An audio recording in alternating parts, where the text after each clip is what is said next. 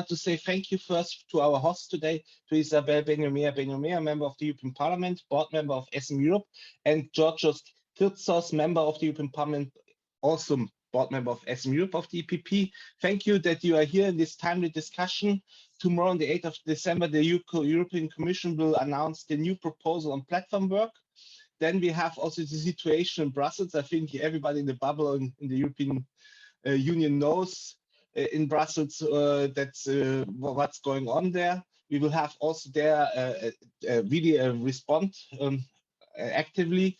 And also, I think what is very important, that we have also got a letter from the professional autonomous riders. Thank you also for this. This is our reaction, that your voice is heard by us. SMU takes care about small and medium entrepreneurs, and we are reacting if you're coming to us. And now I give directly for the welcome and opening the floor to Isabel Benjumea. Please, the floor is yours. Thank you so much, Horst, for organizing this meeting. And it's a great pleasure to be here along with my colleague, with Georgios, hosting this very important event. As you were saying, our main objective at SME is, as SME Europe, is to be able to listen to those who want to share with us their concerns about the development of the economy, but in this particular case, about the labor market and how is it regulated.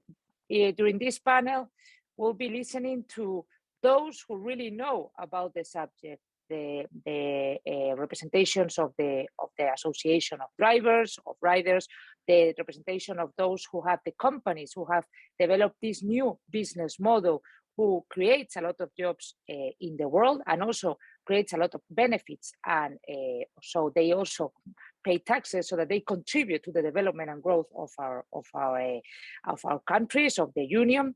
And we'll be tackling a very important discussion, which is becoming more and more relevant in the political arena.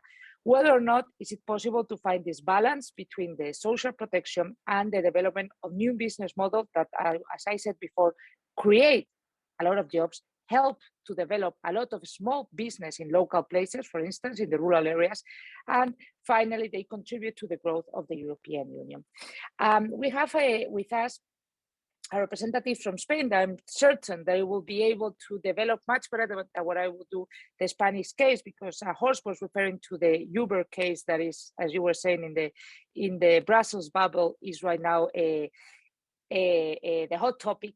But we in Spain are right now experiencing the consequences of regulating under the name of the riders law, how and limiting the capacity of these platforms to hire drivers or riders, so that they have to be full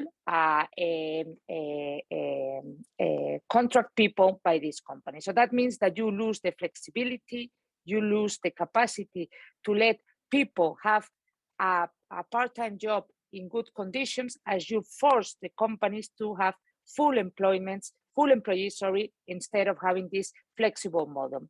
This has had a huge impact. I'm not against regulating any kind of a labor relationship. What I'm against is of destroying business models that have been proven that they have a real impact in the economy. Right now, during the crisis, there's been a huge increase of the demands of the services provided by these kind of platforms. And they have had a very important impact in sustaining many businesses that without this kind of services wouldn't have been able to continue offering services to their clients. And I think that's a very important point to keep in mind.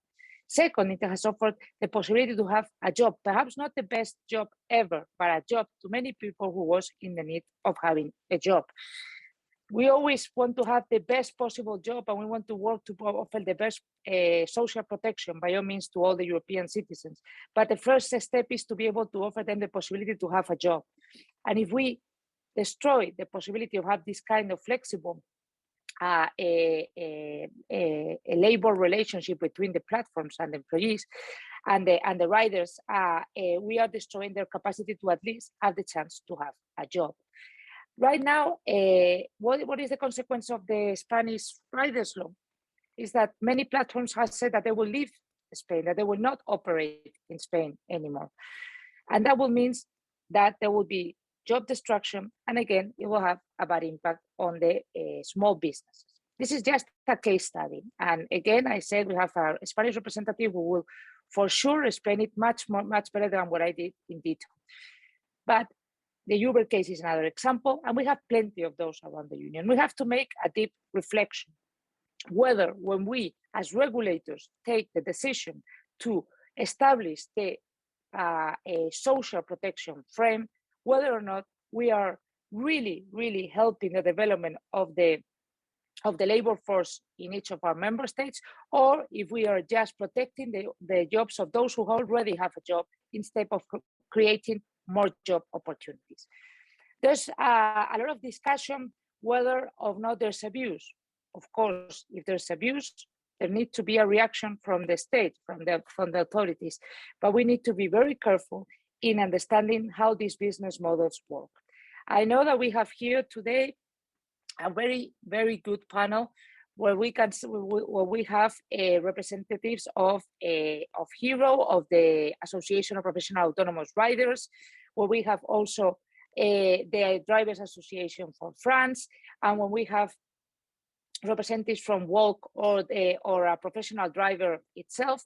And I'm sure that this discussion will certainly help us, the regulators, those who have the access to develop this legal framework, to understand the singularity of this business model, the complexity of this business model, the opportunities of that this business model offers, but also those areas where real protection is needed, and in those areas that we need to focus. So I welcome you all to this discussion. As Horst said, this is a panel to listen to you and also to listen to the participants. And for us, it's the time to take notes, to understand the challenges, and to be able to deliver the right answer to this challenge, to this new situation, this new business model, this new way of relationship between companies and employees. So I'm very much looking forward to the discussion. I welcome you all, and again, thank you, Horst, for organizing this event. Thank you very much, Isabel.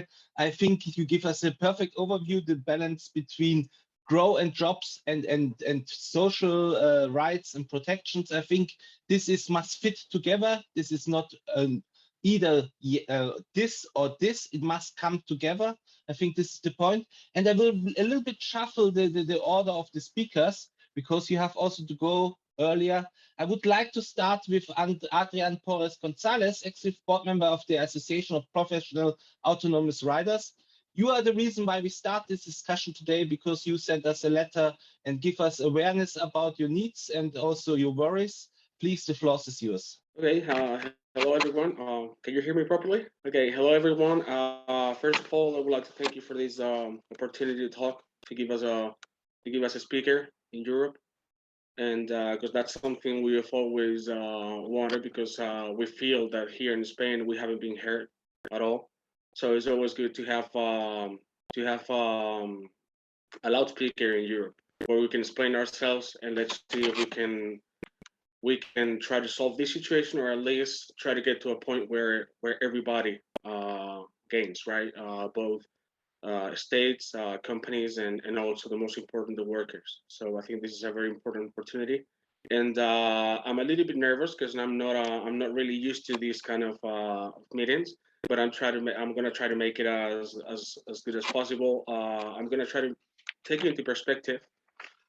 We have a platform. Well, my name is Adrian Porres Gonzalez. I'm part of APRA, and from here, to fight against the rider law in Spain, we created a platform. It's called Repartidores Unidos, United Riders, in English.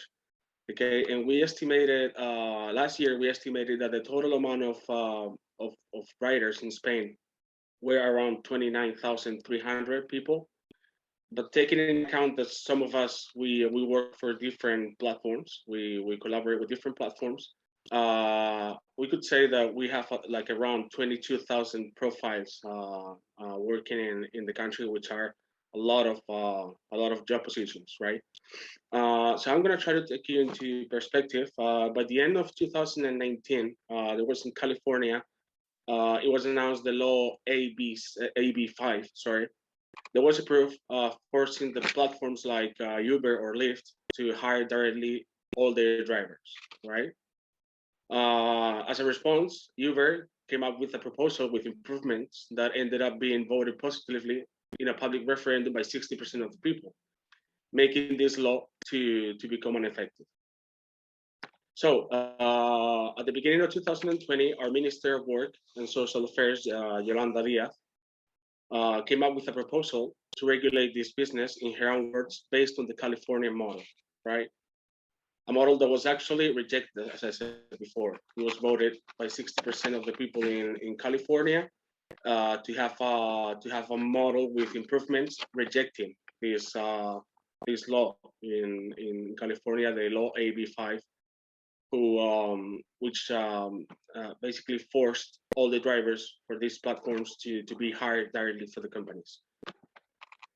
In July 2020, an Internet Users Association stated that 8 out of 10 digital platform workers, so 80% of the people who were working for digital platforms, preferred the autonomous model with improvements that we've always defended towards the Spanish government, rather than being directly hired by the companies, as usually conditions for employees, when we talk about delivery services, the conditions in the companies usually are very poor, talking about salaries, flexibility, and stuff, and conditions and stuff.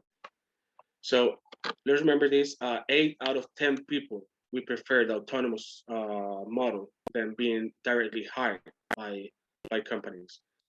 And despite the fact that we were 80% of us wishing to stay as autonomous, we were forced to, we've never been heard.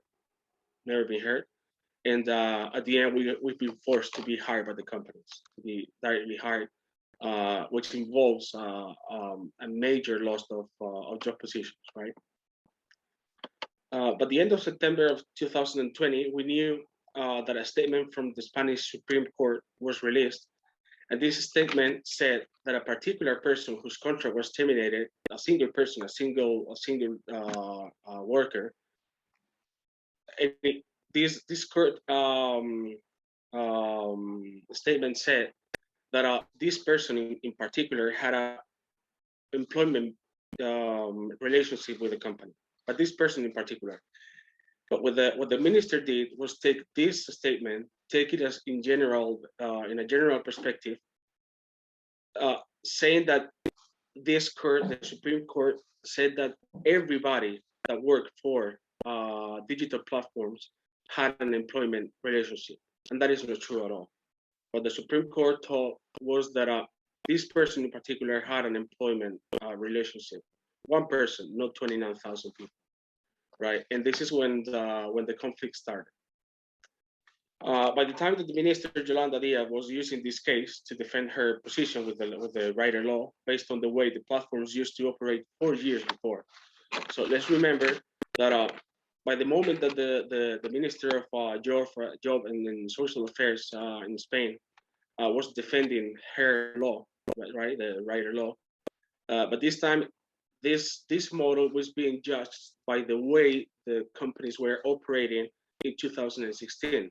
Obviously, the companies, thanks to the different meetings and conversations and letters with the companies, fortunately, these conditions from the 2016 until the 2020, the conditions have improved a lot. Talking about flexibility, talking about how, or the autonomy that the workers have, right? So it is. I think it is not fair. We think it is not fair that our model is being judged in 2020, taking in account the way the companies were operating in 2016.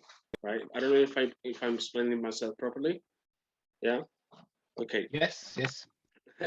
Okay. So what I was saying, the companies have changed already a lot, and the operations acquired lots of improvements thanks to the multiple meetings that we associations have celebrated in order to get a better model. But apparently, our minister Yolanda Diaz got stuck in 2016. because the way the platforms operate nowadays wouldn't be enough for her to defend her model in 2020. So what's her model? No worker, basically, no worker that collaborates with digital platforms can be self-employed. Everybody has to be directly hired by the companies. That's what the law says. It is not even a law. It is only two sentences added to the statement of workers that doesn't even state any more rules for the game. It only says go and get hired. That's all it says. Two sentences, and the only one thing it says is go and get hired by the companies, but you cannot be self-employees.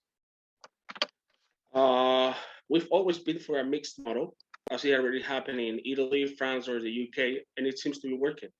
In Italy, France, and the UK, they got to an agreement together with the state associations, state and the unions, where we could have a mixed model that where everybody could be benefit. At the same time, we were not refusing to those social protection and improvements, right? What else to say? Social agents, government associations have sit down and talk in these countries, in France, Italy, and UK. They sit down and talk to get a point where this new type of business and some place has its own place in the market. And at the same time, fair and legal rules are set up for all parts, state, companies, and workers. This didn't happen in Spain. We organized 30 protests, 30, with thousands of people in the streets nationwide, all around the country. We wrote 11 letters to the minister, 11 letters, asking to be invited to the social dialogue table, but obviously there was no answer. We didn't even had a no for an answer. We didn't have any answer at all. So the Minister of Job and Social Affairs didn't even pay attention to us. She didn't even answer. The minister and unions, who represent only around 20% of the workers who defend a regular hiring model, right? Compared with the 80% of us who are represented by associations, 20% of the people have decided our future over the 80% of the workers represented by us, by the associations, who prefer to continue as an autonomous workers, but with improvements. And that's what we always wanted to put in the table. We always wanted to set up these new conditions, these improvements on the table, but we never had a chance to explain ourselves by the job minister. So as a result, Uber Eats is only hiring 30% of the workers that they were collaborating at the beginning before the law. Deliveroo has left the market. It's not working anymore in Spain since November 29th. And Globo has made some corrections in the platform to raise this presumption of employment and to fit into the law. But the unions don't have enough. So they don't want any autonomous workers whatsoever. So they keep on pushing. Maybe they understand by better conditions not to have any job. Maybe this is what they understand by having social protections, not having a job at all. So by now, since the law was announced, we have lost around 10,000 jobs. Okay, a law that was supposed to protect all the workers, a law that was supposed to give improvements in social protection.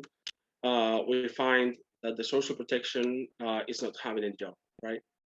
And this is, I think, this is very sad in a market, in a job market, especially in Spain, as Isabel was saying before. We are having one of the highest rates of unemployment in Europe, if not the highest. So we already said that this was going to happen. We knew this was going to happen. We talked to many economists. We've talked to the European Union. We've tried to talk with the government, and we knew this was going to happen. And also important economists like, I don't know if you know them, but important economists, Spanish economists called Juan Ramón Rayo and Daniel Lacalle, for example, they exposed that the Spanish market needs to adapt its policies in order to keep up to date with the rest of Europe. And they also agreed that if we don't do it, Spain will fall at the bottom of the list every time we talk about employment and investment opportunities in the country. So my conclusion, technologies, they have arrived to stay. It is in our hands to work side to side with them. Thank you very much. I think thank you for this authentic speech. And I have to say it's a little bit shocking if you get no response and you are ignored. This should be not in a dialogue be happening.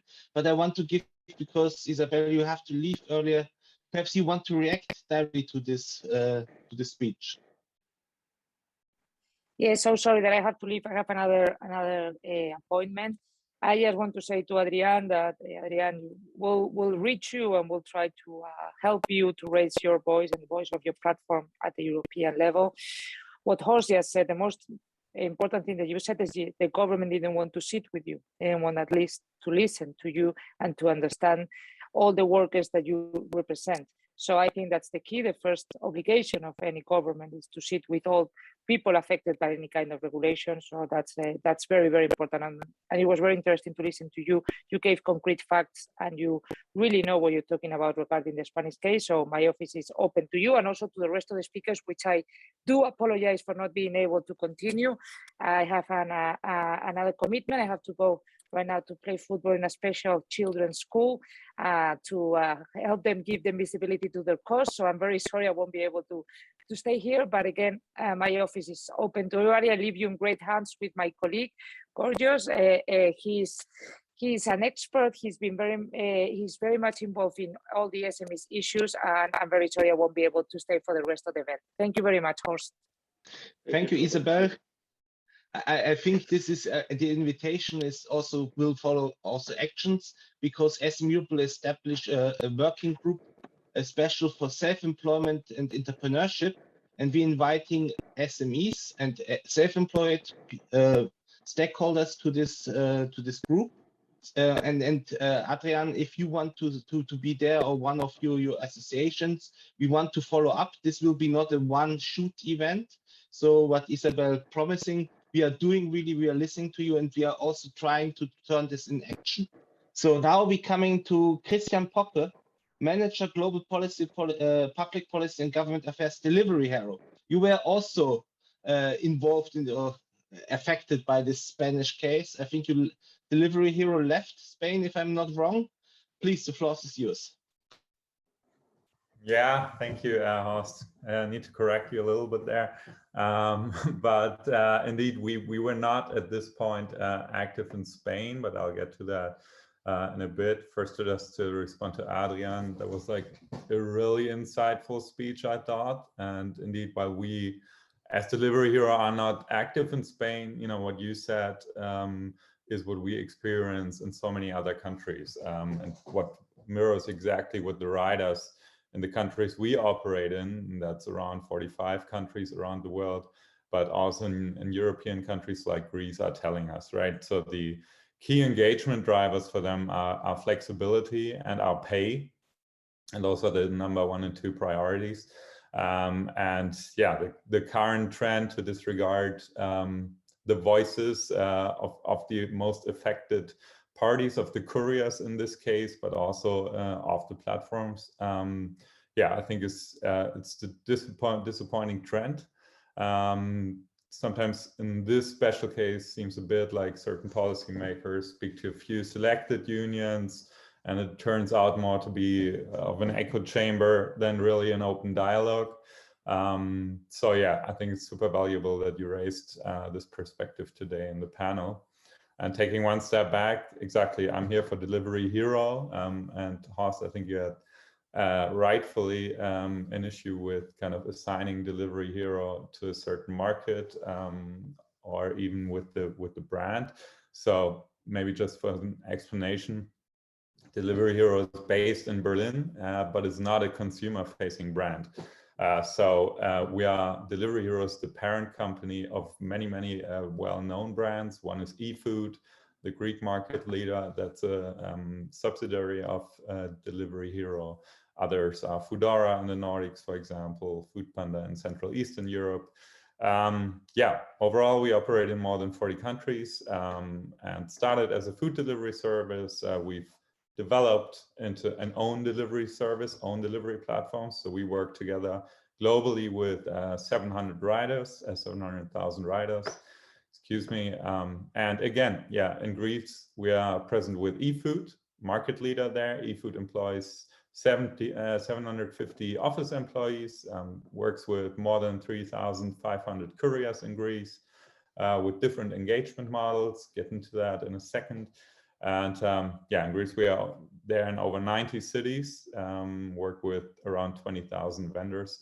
So it's a large-scale operation. And we've been involved in the discussions around the European Commission's proposal for a month or more than a year now, or trying to be involved. And we think it's a super important one. Riders are at the heart of our business. We fully support the goal of the Commission, the goal of improving the working conditions for platform workers. And I think many of us may have read the leaked draft from last week. Also, obviously, the policy options that were laid out earlier with curiosity. And for us, we had to conclude that the current thinking of the Commission, unfortunately, will lead to the loss of thousands of livelihoods across the European Union. And in that regard, it is also in line with the Parliament's own initiative report from earlier this year. Our current sentiment is that the economic consequences that individual platform workers will have to bear, but also the economic consequences, the wider ones, are completely disregarded along the way of this policy-making process. So requiring platforms to employ their service providers would do two things. It would reduce their existing pay, and it would result in a large number of job losses, just while we are still, as a European economy, trying to recover. And all that while, the minority that will be keeping their jobs as employees will not even experience those improvements, as Adrian just laid out from the Spanish case study. We kind of felt like what we also seeing is a lack of data in this whole discussion. So at times it felt very heated, very emotional, with like two very opposing positions. So recently, Copenhagen Economics, a renowned research institute, on behalf of Delivery Platforms Europe, a coalition we are a member of, surveyed 16,000 couriers for us, more than that, across Europe, and conducted a large-scale empirical study. Key findings really being that the European food delivery sector sustains, and that is, I think, a significant number, 375,000 working opportunities. It brings in over 20 billion in revenue for the European economy. A policy shift that would remove what we talked about, the possibility of flexible work, could end up preventing up to 250,000 couriers from accessing platform work. And policies forcing independent couriers to work under a fixed employment scenario, for example, would drive up to 75,000 couriers across Europe's workforce out entirely and put overall 800 million euros of income at stake. So these being really, really significant numbers, we feel that, it is kind of regrettable that the Commission seems to nevertheless be following the path that Spain has chosen, despite of the devastating consequences that we are seeing there. Across the board, couriers there, and Adrian says it, confirm that bill has made their situation more precarious, has reduced their earnings, and for example, Deliveroo is leaving that market, which we find is an indicator that is not the right way to go. And at the same time, we have good models, even within the EU. There are regulatory frameworks that could serve as best practices. Austria is one, Estonia, Greece has adopted a really smart bill recently, Norway also. If we look outside of Europe, there are countries like Chile or India who've also chosen similar paths. So these are really frameworks that work for the entire ecosystem. And maybe because we are so present in Greek, and I know I don't want to take too much time, just high level what this model is.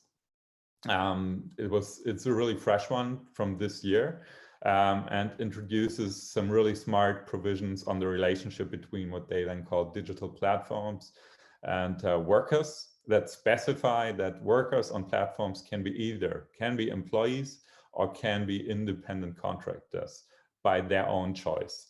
And essentially, unlike what the European Commission is currently thinking, the Greek legislator introduced a rebuttable presumption of self-employment, not a rebuttable presumption of employment, with clear criteria defining self-employed under the term digital service providers. They introduced really clear criteria that codify what that means operationally, how a self-employed relationship can be presumed. Criteria include that you have the right to work for competitors, you have a right of abstention, you have a right of substitution as a courier, so someone else can do your job at any time. You can log on whenever you want on the app, so free login models.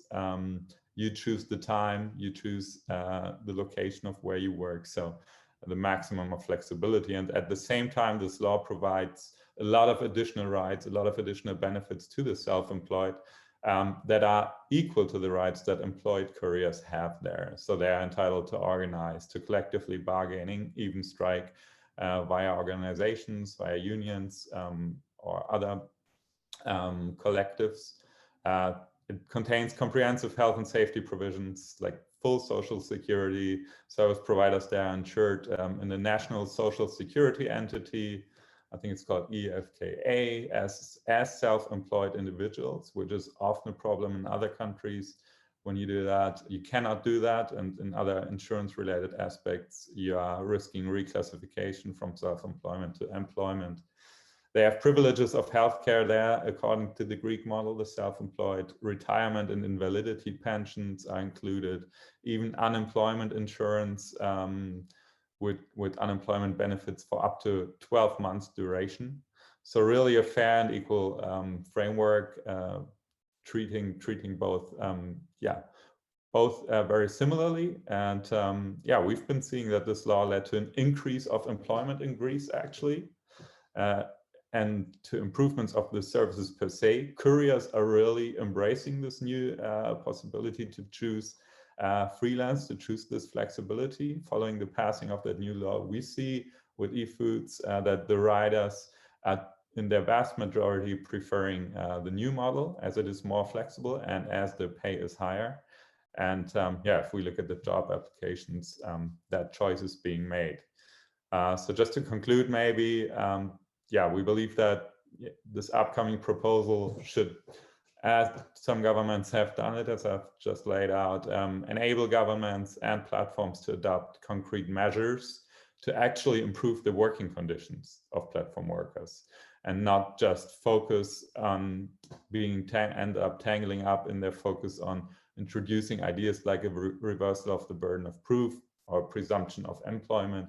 These are concepts rejected by platforms, rejected by us, rejected by couriers, and everyone is really convinced unanimously, basically, that this is not the way to actually do what we all share in terms of the goal to improve the social protection, the health and the safety, the earnings and the flexibility of self-employed riders.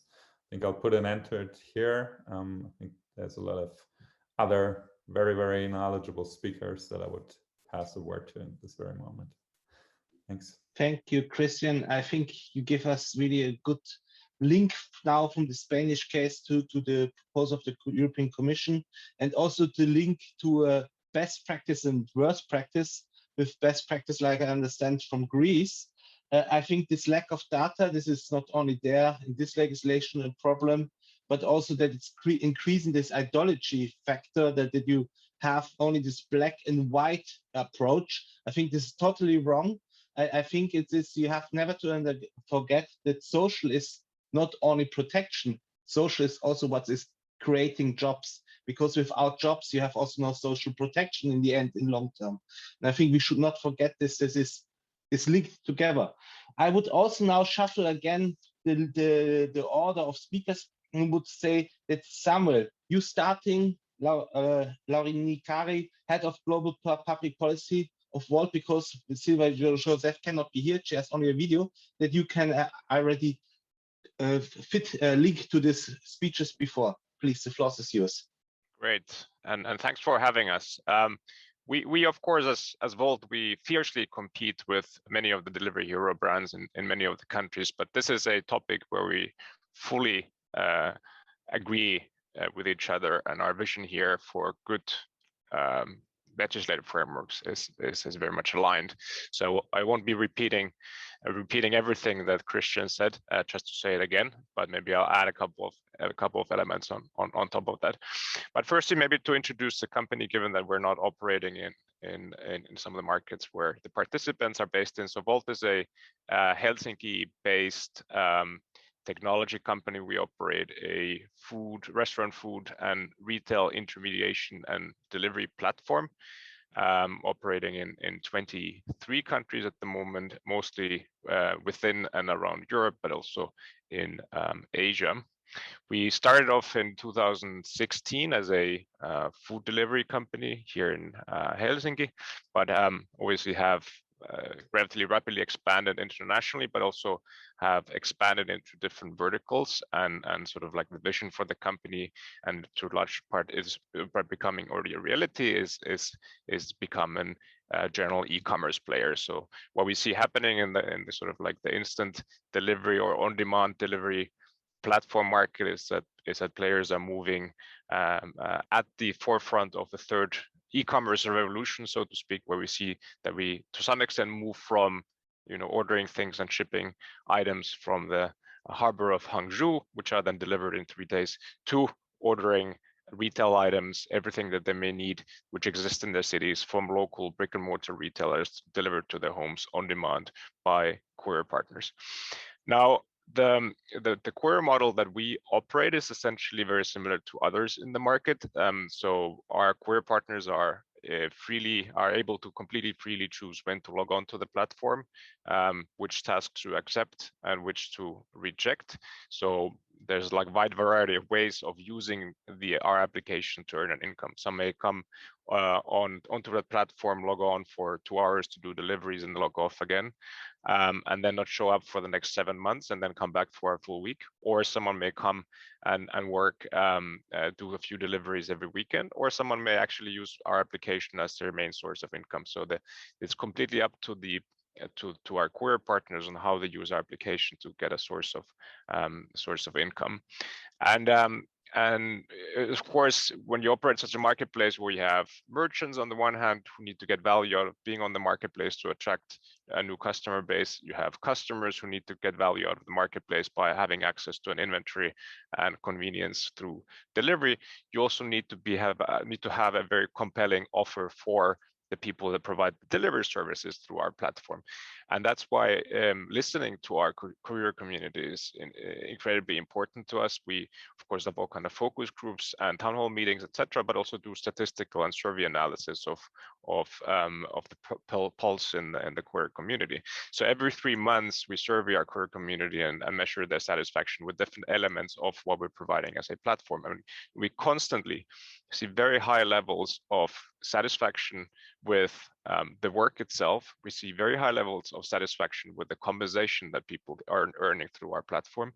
And we see extremely high levels of satisfaction with regards to the freedom and the flexibility that the model provides. So we don't fully recognize necessarily the narrative that we see quite often pushed by some stakeholders in this policy debate, that there'd be sort of an exploited, unprotected, unhappy group of people providing service on the platform. The reality is that there's huge competition for delivery service partners. The competition in our sector is fierce, and platforms are doing their best to have a model that attracts people to come on the platform and do deliveries. And in order to do that, it needs to be a good deal for everyone. Now, we of course not blind to the societal discussion. We understand that the model where people can freely log in and freely accept or reject any tasks is available only as a self-employed model in most markets.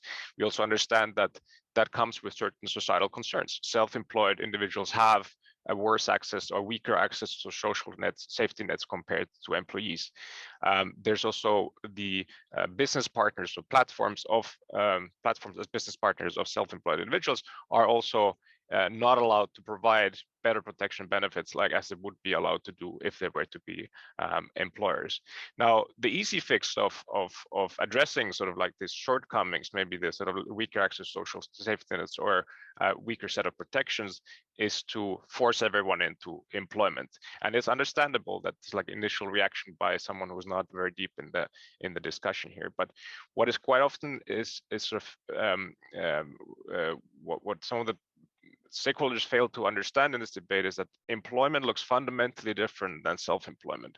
So in an employment relationship, you have a shift, you have a manager, you have managerial supervision, you have efficiency monitoring. You need to be at a certain place at a certain time and perform the tasks that are being given to you. Platform work in an employment model is not any different than employment in any other sector. And then you have the self-employed model, which comes in with freedom and flexibility. So so you have the kind of the choice between a model that provides the protections, but is something that the couriers don't want, and then you have the model that provides some freedom and flexibility that couriers want, but comes with worse protections. So in our view, the way to go about this, and Christian already referred to some of the best practice examples, is to combine the best of both worlds.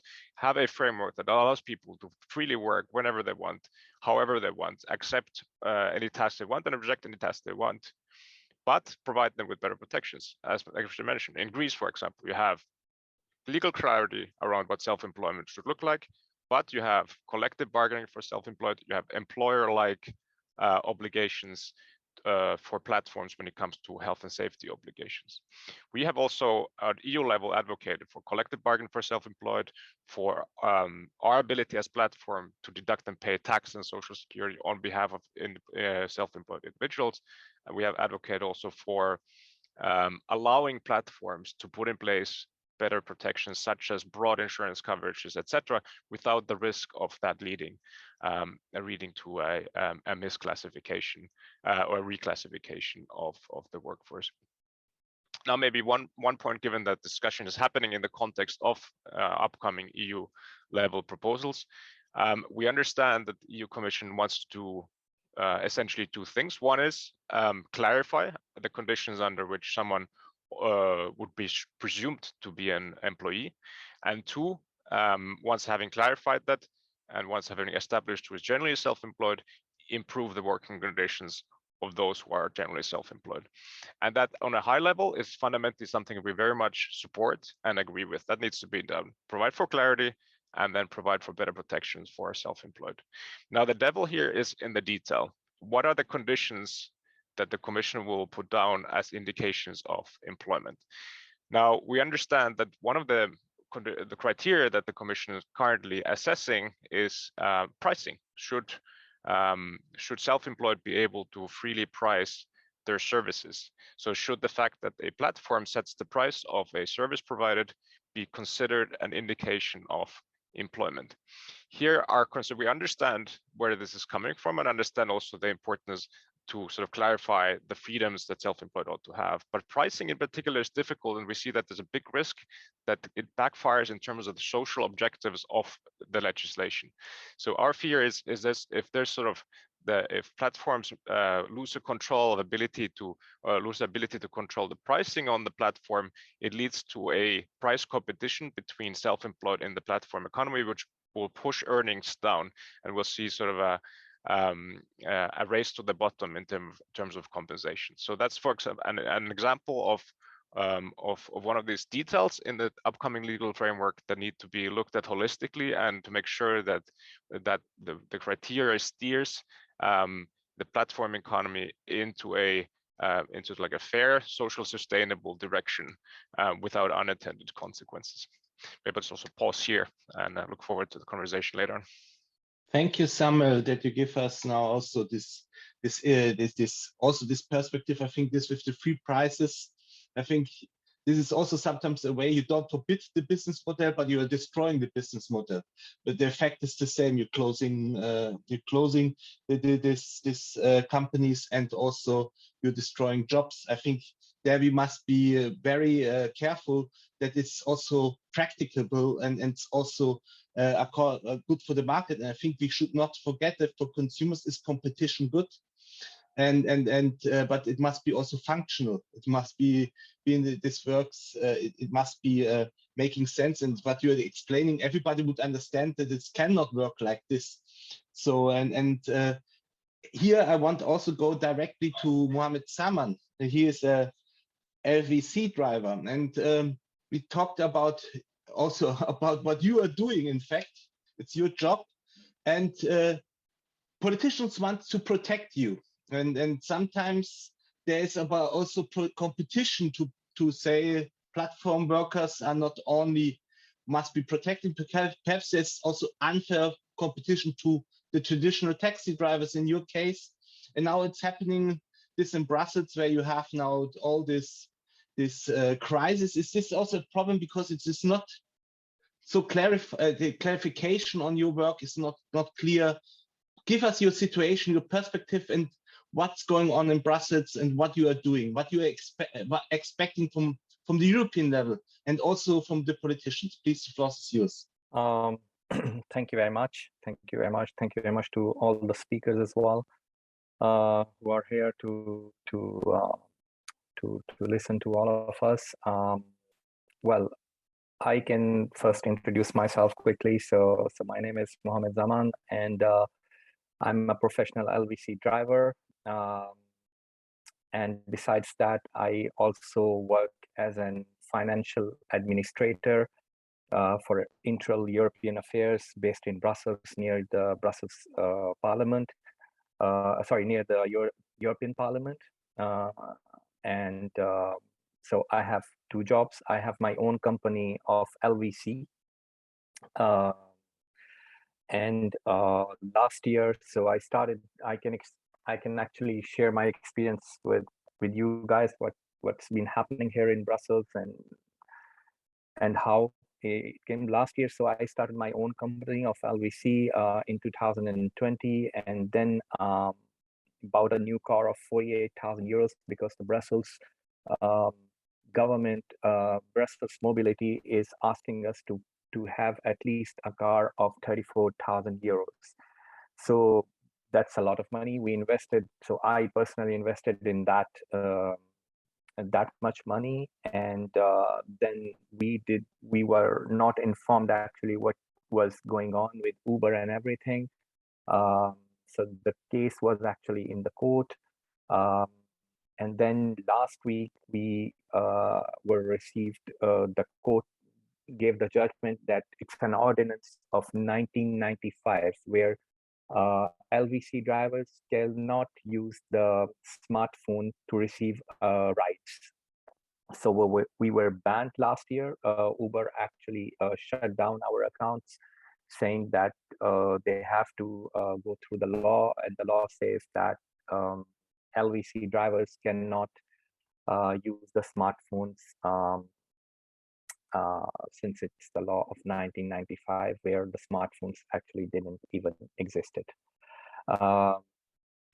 So now the problem is we have like 2,000 people who were either self-employed, who were either working for someone. So my case was, so I'm self-employed with my company. So I have created my company, and I have two drivers who works for me as a contracted workers. So they are working 8 hours per day. One works during the day, and the other one during the evening. So now they are unemployed suddenly since last week Wednesday, where the drivers cannot earn any more money because the platform have decided to shut down because the government. So there are discussions since the last 6 years of having a planned taxi. It's called a planned taxi law, which should come, but the taxi sector is very close to the Brussels government, which is the ruling party right now. So they are very close to them, and they do not want this planned taxi to come and yeah, I mean, that's the biggest difficulty at the moment. So with the opposition party last week, with the opposition parties and some parties which are in the majority right now in the Brussels Parliament, they have decided to come with a temporary solution, ordinance which will allow 2,000 platform drivers to work temporary until the planned taxi documents has been approved by the Brussels Parliament with the approval of the LVC drivers, the taxi sectors, and everyone. So it's a bit difficult situation here. So a lot of people, I'm lucky because I have another job during the day. So working as I said, as a financial administrator. So I have a salary on the side. So I do not depend fully on this LVC profession. But believe me, there are more than, I think, 1,400 drivers who their principal job is only driving, and they have been so since last week they cannot drive, and they are not earning any more salaries or money, whatever. So it's a bit chaotic situation here in Brussels right now. Maybe there would be a solution, maybe next week, if we get enough votes from the majority parties here in Brussels and the opposition. If it gets accepted, then we will get to start work on 13th of December. If not, then this will remain. I don't know for how much time the situation. So what we ask the European from you guys to help us out to reach this Brussels government, and to find a temporary solution for us, at least until the new planned taxi comes, and where everyone is regulated according to the law. And for example, they said that we do not pay any right now, that we do not pay any taxes or something. The only difference between the taxi sectors and the LVC sector is right now that we do not have to pass the exam, the capacity exam. That's the only difference. Otherwise, we have to give the police character certificate. We have to give our cotisation sociale. We have to give the taxes on the companies. Myself, I have paid only in 2021 more than 6,000 euros as taxes. I mean, there is nothing which can, I mean, can be said against LVC drivers that they are not doing it rightly. And the people we have, like, there was a petition, 34,000 people have signed this petition saying that we want Uber to be back here in Brussels. Not only Uber, but other platforms as well, where drivers work. But everyone has stopped working because this judgment have said that the drivers cannot use anymore the smartphones to receive any kind of rides. So yeah. Thank you very much to present us your case. I think why it's linked to Europe, because you say it's in fact a regional law. I think what here is the case is that a business model is fighted via a legal way who wants really to destroy this platform economy here. In fact, here the LVC drivers, and not to reform it in a better way. I think, can it be that we have more than these cases in Europe, and in how it can be in an internal market, that one business model is possible in Madrid or in Athens, but in Brussels not? Is this really an internal market where everybody can offer every service? I think it's arising some questions if there is not the intention for protection or to make a better business working environment. It's really to put the competition away. And I think competition is, I think, key for us. And before we are going and we coming also the discussion, and Mr. Kirtzos will giving the first remarks, we have also a video from France. Stephanie, please. show us that before we going to the open discussion, and Georgios, you will then giving your reflection, the first reflection, please. Good morning, ladies and gentlemen. I am Sylvie Joseph, General Secretary of Union Independence in France. Stéphane Chauvet, our chairman, and I are sorry not to be able to attend today's meetings, but we have boards meetings in France in the same time. You ask us about the situation of VTC drivers and delivery drivers in France. I will try to answer you as clearly as possible. So the first question was, can I describe the role of union in representing platform workers? Union Independence is a platform to defend self-employed people working in France, and only those are working alone without employees. In France, these workers represent about 3 million people, included 2.3 million micro-entrepreneurs. The micro-enterprise is a special status in France, very simple and very light to implement for self-employed people. Union Independence is a kind of crossroads for self-employed groups already existing and, of course, individuals. For example, we group inside Union Independence UAE, it's a union of auto-entrepreneurs. MEMUP, it's an association of student and self-employed. APSO, it's an association of self-employed people in sports coaching, etc., etc. We represent now about 450,000 members, and we are probably one of the most important organizations representing self-employed people in France. The second question was, what do platform workers want? First of all, they want to work and earn money, of course, to live decently and provide their families. And they want to increase their activity, especially find a pre-COVID activity, because it was very, very hard for a lot of them.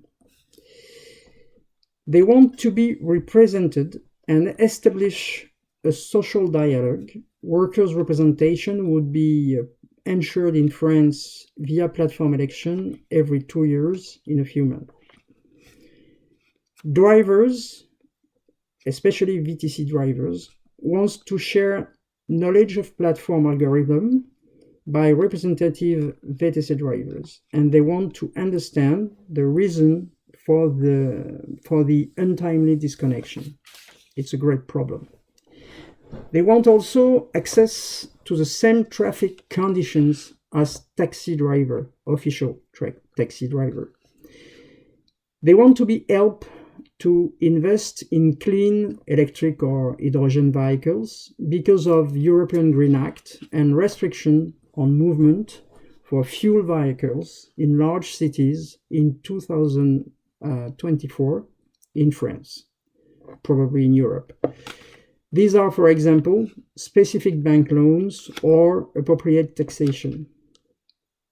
They want to set a guaranteed minimum remuneration based on a flat rate per ride or proportional in France to the French SMIC. It's a minimum salary based on duration of race, for example.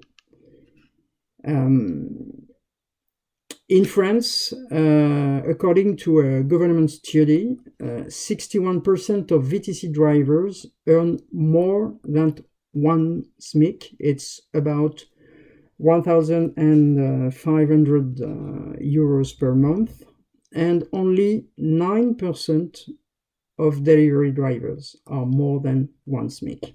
So we have a problem of remuneration. They want to share the governance of working time data, driving time maximum 60 hours for a week, for example, and to calculate a minimum revenue. Drivers expect improved social protection, and they want to be recognized for who they are passenger transport services providers as taxi drivers. The third question was, what has France done to improve the situation of drivers? In France, we now have a law that provides for the organization of election to represent drivers and deliverers, and this election is planned in March 2022.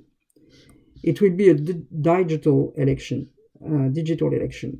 A regulatory authority has just been set up to organize this election, ensure its smooth running, and mediate the social dialogue between the driver, deliverers, representatives, and the mobility platform as Uber Eats, Deliveroo, and so on.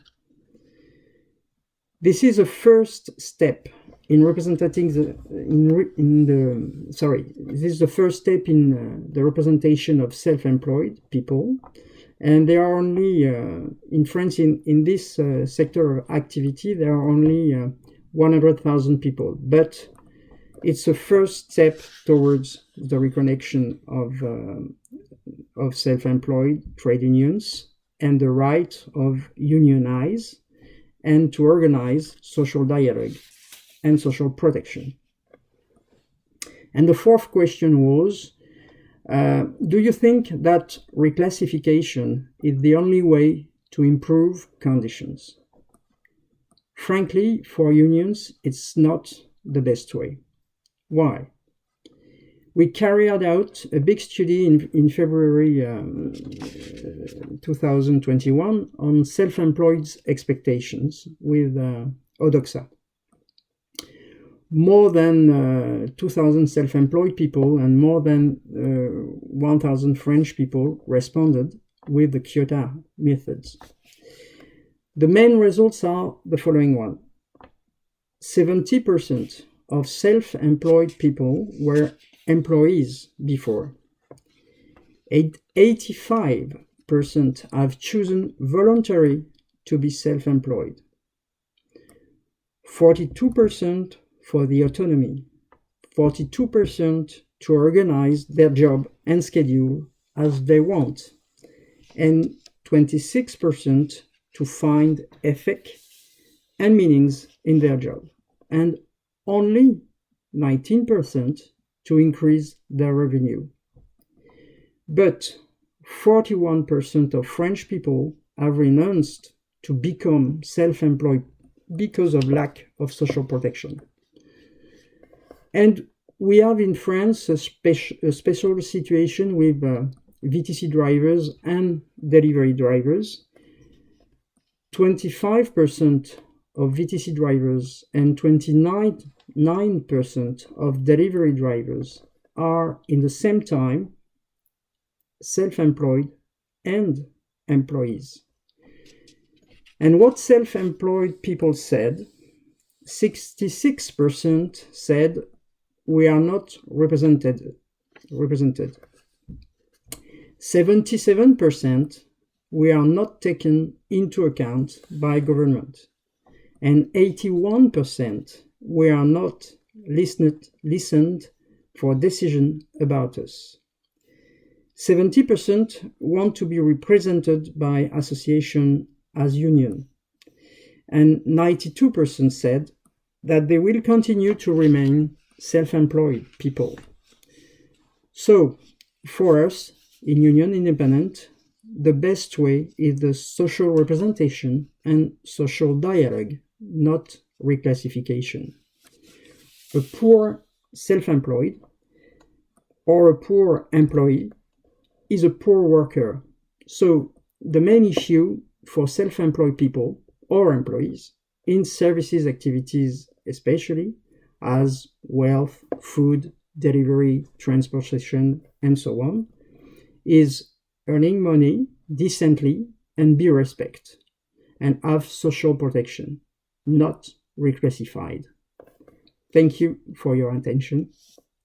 Okay, first of all, I would like to thank all the participants because they made interesting statements and interesting proposals. and they make us politicians wiser. The first remark that I have is that platforms are in an explosive situation. They are developing very fast. They took advantage of the pandemic. Even in Greece, this development really surprised us.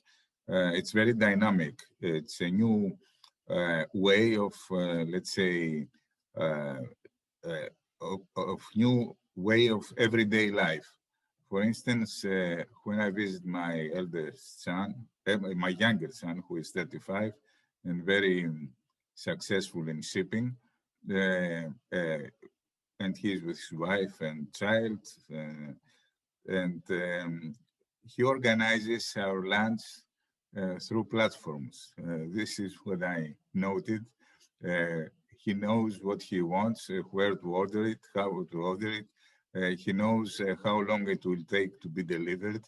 And he likes to surprise me because, of course, I'm almost 70 years old. I'm kind of traditionalist.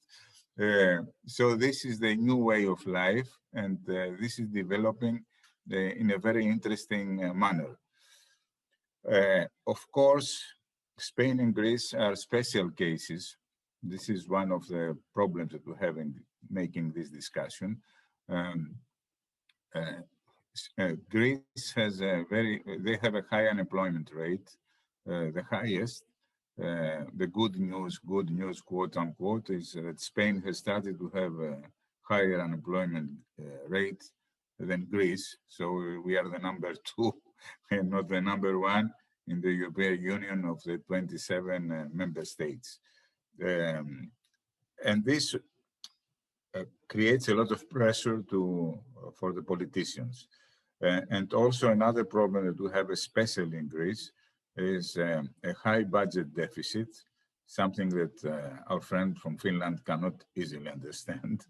And we have a very high social security deficit. It's very difficult for governments and politicians to accept all the flexibility rules that sound reasonable in economic terms, but there is also the social and the political aspect in all these calculations. Of course, in Greece, we have a liberal, as far as the economics are concerned, prime minister, who took his political risk, and he moves in the direction of, let's say, the flexible model. And I think that the main message that we have from today's discussion is that Spain is the only country that opted for a rigid model of control, and we should try to avoid to duplicate this model more or less at the European level, which is not very easy, I have to tell you, because the European Parliament is more left-leaning than the average parliament in the European Union. And it's easier to take, let's say, decisions that do not always make economic sense, because our European Parliament, the European Parliament is not directly responsible. For instance, if the Spanish Parliament, the Spanish government took this decision, if something goes wrong, probably they will lose the next elections, or they will have some kind of political problem. If the European Parliament takes the wrong decision, there is not bound to be a political penalty, because the situation and the accountability is much more confused than the accountability of a national parliament or a national government. So we have all these situations. I think that what you help to understand with today's discussion is that the job that the platforms are doing is very beneficial for the rest of the economy, especially for smaller and medium enterprises, because by distributing all these services and goods, you help the rest of the economy to perform in a better way under very difficult conditions. This is something that we don't always take into account as politicians, and I think is something that should be explained better, because maybe we lose some money as far as the social security system is concerned due to the flexibility of the platforms, but at the same time, we could gain more taxes, more consumer taxes, or more, let's say, contributions to the social security by the better functioning of the rest of the economy with the aid of the platforms. So it's a very complicated calculations that we have to make. And in my view, we should take, but of course I'm not very influential in the sense that I'm one of the 705 members of European Parliament, and Greece, okay, it plays a role, but it's not the country that takes the major decisions in the European Union. Of course, I support the flexibility shown by the Greek Prime Minister, who tried to distinguish between the self-employed and the employed. The government and the responsible minister, who used to be for 15 years an MEP and probably has a European perspective, let's say, decided certain rules, the right to subcontract, the right to refuse a business offer, the right to connect and disconnect on your own free will, the ability to offer services to a competitive platform. I think these are reasonable rules. I don't know how they will function in the new environment, because one of the problems that we politicians have is most of us think in traditional terms, whereas the environment has changed in a radical way. I can tell you that e-food had some kind of social strife in Greece, but I think it reached a settlement with those protesting, and everything is going fine as far as I know. And Volt is very dynamic. I was reading the other day that 2,000 people, 12,000 people want to be employed by Volt in Greece. So there are some negative aspects if you compare with, let's say, the criteria of the self-employed relative to the criteria and the benefits of the employed. But in my view, first of all, these platforms are organizing the anarchy that was pre-existing. So everybody accepts that it is better for a delivery person to work for these well-organized platforms rather than to work for small, disorganized SMEs or platforms and not get paid correctly and things like that. And I believe that platforms can become more popular. They are very popular, of course, because the consumers and citizens trust platforms and the digital economy. But I think you should take some more positive initiatives. For instance, as far as road safety is concerned, of course, it's not the fault of platforms, because the situation in Greece is rather chaotic as far as road accidents are concerned.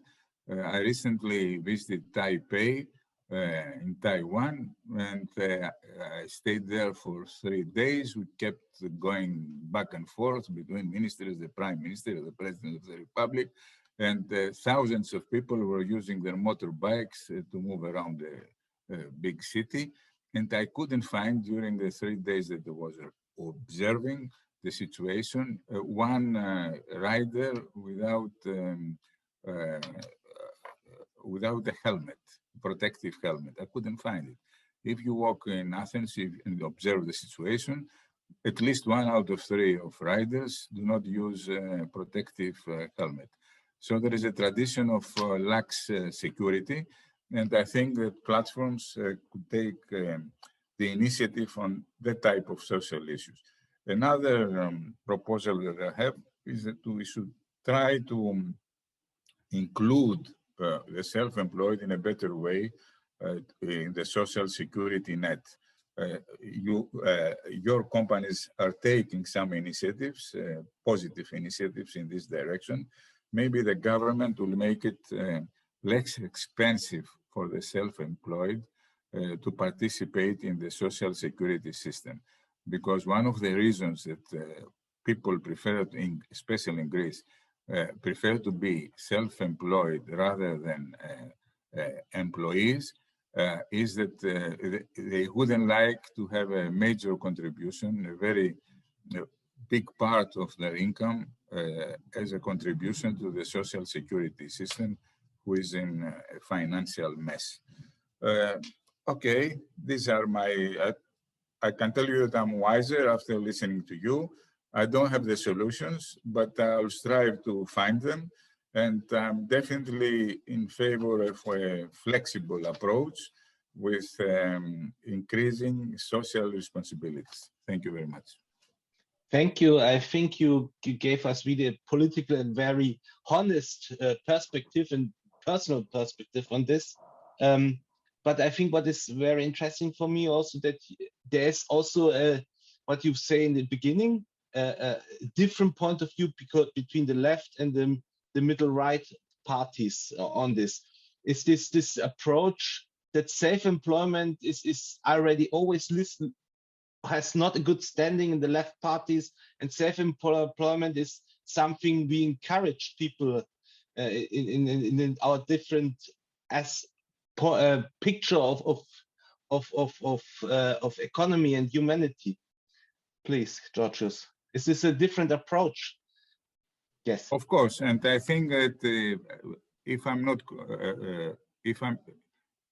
I believe that the minister responsible for this initiative in Spain is a Podemos minister, if I'm not mistaken, which means radical left. And the radical left is not the main force in European politics, but it has a big influence in Spain due to the fact that it participates in the government. Of course, Podemos several years ago had popularity in the range of 20 and 25%. Now they have fallen in the range of 10%, but they are still very influential as far as government decisions are concerned. We follow a different path. I'm not saying that our path is 100% correct, but it offers a lot of more opportunities for employment and for improving the business situation as well. Please, Adrian, your point. Yeah, unmute yourself. So it's perfect. Yeah, I totally agree with Mr. Kistos. Podemos is now part of the government. They are the, let's say, radical left. Yeah, they are communists, and as far as they don't represent a big amount of people, they are responsible of many decisions that the government takes because they are part of the government. Because the left party PSOE, they needed their support to in order to form a government in Spain. It is true they are losing a lot of power. It is true at the beginning they came up with a new party, and a lot of people went to the streets to vote them. But as soon as they started to show their real ID, the people started to lose their faith in them and lose popularity. But in any case, the situation right now is that our job minister, she's from Podemos, and she's in charge of our well-being as citizens, as workers, And it is very sad that being the biggest country or the country that has the highest unemployment rate in Europe, I'm not sure if it's Greece or Spain right now. We both are having similar numbers. It is very interesting to see how they always talk about social rights and protection and improvements on salaries and stuff, but at the same time they get stuck and fixed in an old and inspired employment model, right? Spain is getting stuck, and we need the European Union help as far as the European Union can do it, right? There are many thousands of jobs being lost, specifically now in a pandemic situation where all the citizens we have been asked to get used to the situation, to get used to new situations, and find other ways to keep going. Um, Now we have the same situation with the digital platforms. They have come to stay, especially now that because of the social distancing and stuff, the delivery services have increased a lot. We do many things, not only food and goods. We do many things, services at home like laundry. I don't know, constructors. We do many things. There are so many applications, so many platforms that work this way. It is very important that we incorporate this type of platforms, this type of employments and ways of making money and helping obviously the economies. It is very important they get into the system, to find the way that they get into the system and not just to give the back, not to talk and get stuck in an old and inspired model of workers at the end. This is the result: thousands of jobs being lost, and I'm sure this is not what the people want. This is not the reason why they voted to these politicians. And there's something that we cannot forget: the politicians are here to serve the citizens, and not the other way around. And right now, it seems like, or at least I'm not talking about European level, but at least what we feel in Spain is that the politicians, they have lost the direction. Uh, it seems like we are working for them instead of they are working for us. And this is something that someone probably with more power than us, associations or just basic citizens, someone has to remind them that they are here to help, and they're here to serve the citizens. If not, just go away and let someone else do it. Thank you very much. I think it's an important point. Governments are not representing only their voters. Governments should represent the whole country and interests. And this is always, if you are responsible for everybody, you should also try at least to listen to everybody. So who would start? Is where we are in the discussion, is this where you feel it's only about really to, I think, to regulate and to make clarification is good, but in which direction is this doing this? Is this really to make the platform work and platform economy better? I think it's also the interest of these companies and the employees and self-employees and so on. Or is this really sometimes also because some politicians forces are struggling with the business model, or just in the society the discussion is critical to the business models. I think often we have this idea platform economy is American economy. Can it be also a European economy? Christian Poppe, what you would say, Christian? Is platform economy really something what is really Europe's should embrace, or is it something what is coming from United States and destroying our old style of social work and thing? Christian, please, the floor is yours. Yeah, I think it's a really good question. The short answer would be it is definitely not an American trend or an American industry. It is something that Europe is embracing. Europe has born and grown several digital champions in the platform sector that provide tens of thousands of jobs across the continent. and that are really, pinnacling and competing globally against multi-billion companies from the US, from China. So it's also embedded in the wider discussion of, is Europe able to home grow digital European champions? So I think actually Europe should be proud of the companies like Volt, like Delivery Hero, like Glovo, that have managed to grow to such a significant, successful size of companies and have like this sense of innovation and keep innovating for the better of the European economies and the European people. So what we have found like a while ago is something that we called the European Purpose Project. That's actually when we came together as the European-born platforms and said, okay, we are grown, based, and deeply rooted in Europe, and we do commit to the European social model, the European values. That was right after Commissioner Vestager said a famous quote that the US has all the data, China has all the money, but in Europe we have purpose. So as European platforms, we took that to heart. We mapped out for ourselves a couple of binding principles that we back then also published in a statement of principles. We opened ourselves up as European platforms, conducted a privately led stakeholder consultation where we really heard out and took the opinions in from all relevant stakeholders, policymakers, associations. We talked to trade unions a lot, then came to provisions, a code of conduct, a European code of conduct that we committed to. So I think Adrian said it a couple of times, the platforms are here to stay. And that concerns especially Europe, and the idea that this is something far away in Europe or maybe in the US or maybe in Asia, I think is something we should drop as soon as possible.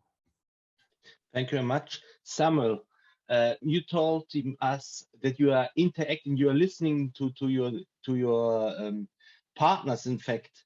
How are you organizing this? How you try to be reflecting the worries or the problems and so on? How are you doing this? Yeah, no, so it's really a combination of working locally, our local teams in 23 countries having constant sort of dialogue, but then also doing survey-based research of what the queer community wants and feels and appreciates. The benefit, of course, of having that is that in public discussion you have individual examples, and there are as many courier stories as there are couriers. So having sort of, survey-based data gives maybe a more or like a more representative view of what people appreciate and what kind of concerns they have. Now, one of the, let's say, shortcomings of the dynamics in the legislative debate is that the queer voice is not properly heard. It's one thing, of course, for me to say that our internal data shows that queers appreciate the thing, and the other thing is to hear from Adrian, and it's amazing that you're doing this and are giving a voice to the queer community directly here, how queers feel about these things. And that's where we welcome much more courier associations and groupings become more active and give a voice to the hundreds of thousands of millions of people that are providing services over platforms. It has become very clear that of course traditional labor unions that represent employees have no interest in representing the views of self-employed platform workers, and quite frankly they have also made clear that that is not their role, nor do they have any interest in doing that. So we need better representation of those who actually provide services on platforms, and then make sure that their voice is being heard and taken into account when policies are being put in place. Thank you. I think it's a very important point, because if we're speaking about social partners in Europe, I think the platform workers are not really represented. They are subsumized, but they have not a really own voice. All traditional sectors are deciding what's going on in this sector. I think this is a little bit unfair. I want to go back to Mohammed. What you expecting for protection? What you expecting from legislation? How you want it to be regulated or supported by politics now, not only by this very obviously movement to stop the business model. What you thinking? You need more protection, or what you would expecting, or you let it be like it is? What is your perspective? Look, I'm not gonna just talk about myself, but the whole drivers which are here, and they knew that I was gonna come to this meeting, and so everyone here have to get this right if they want to be self-employed or if they want to be as a contracted for a platform. So what we think here in Brussels, the best would be to have this to continue work, because to get to have this self-employed status, we need to have a company, we need to have a proper thing, and then we need to get hired for in my sector, we need to hire drivers under contracted laws. So the best model would be in Brussels. I can talk only about Brussels, would be, yes, to continue having this self-employed option, and then hire maybe one person or two person in the company as contracted people. But to eliminate completely this self-employed is not a good idea, what I feel and the other drivers feel. I want only to ask you a question. You are in fact also employing people. You are an entrepreneur. You have own drivers. Exactly. Like Yes. That I have two drivers who are fully contracted drivers, and myself, I am also so I have my own company, so as self-employed, but I'm also working for another company and during the day as a financial administrator. So I have two status actually. I'm an independent and same time as an employee working for another company. So yeah. And I think every entrepreneur is always keen to have employees who are predictable, who are coming to work on time and so on.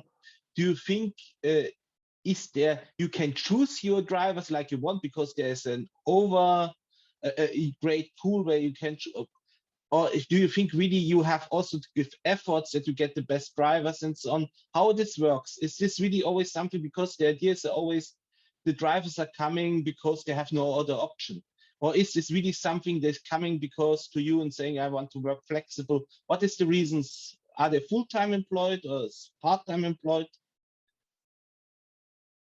So they are actually full-time employees, both of them.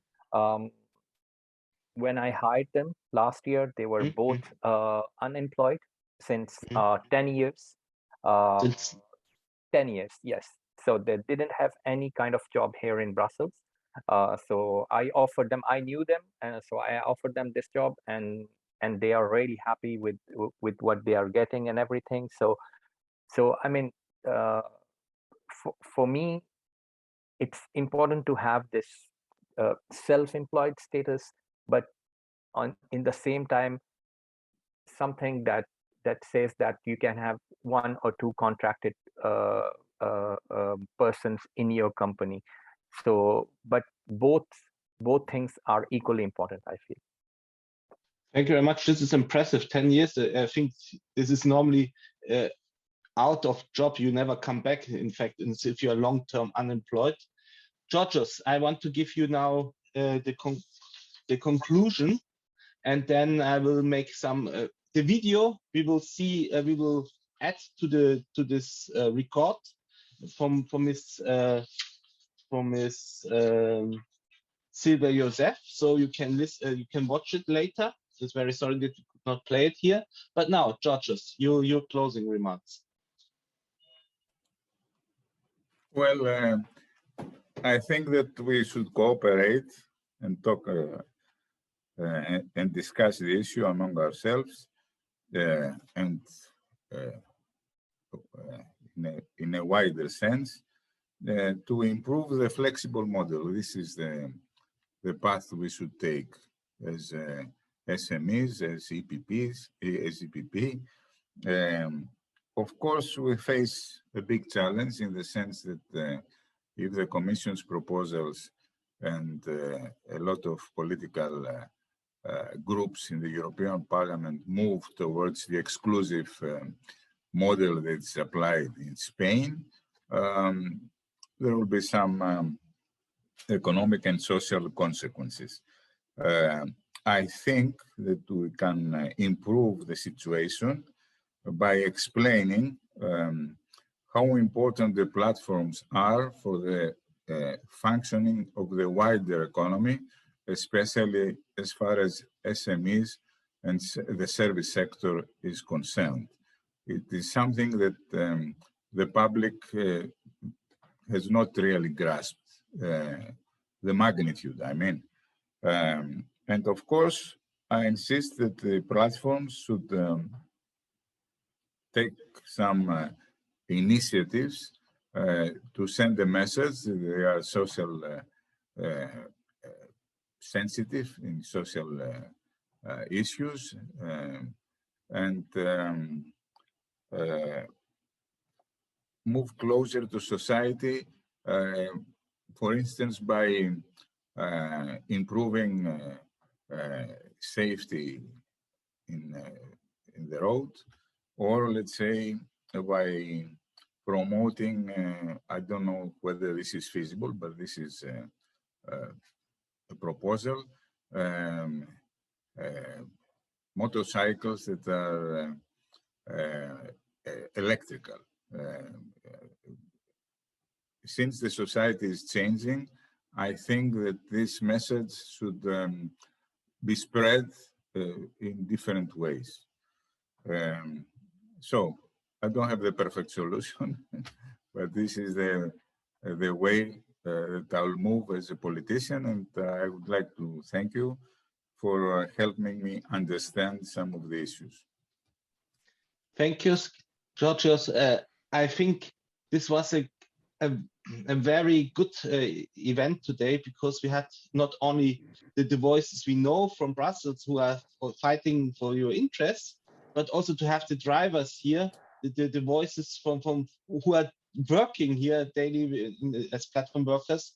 And I can offer you only several things. What Georgios says, Mr. Christos, we want to support you in your dialogue. We want to listen to you. First, we want to invite you to work with us together, so that we will in January will start with a working group only about self-employment and platform workers. So please, if you have the time, I know it's not easy because you have also a job to do, but give us support, help, that we really know what you are thinking about the legislation is going.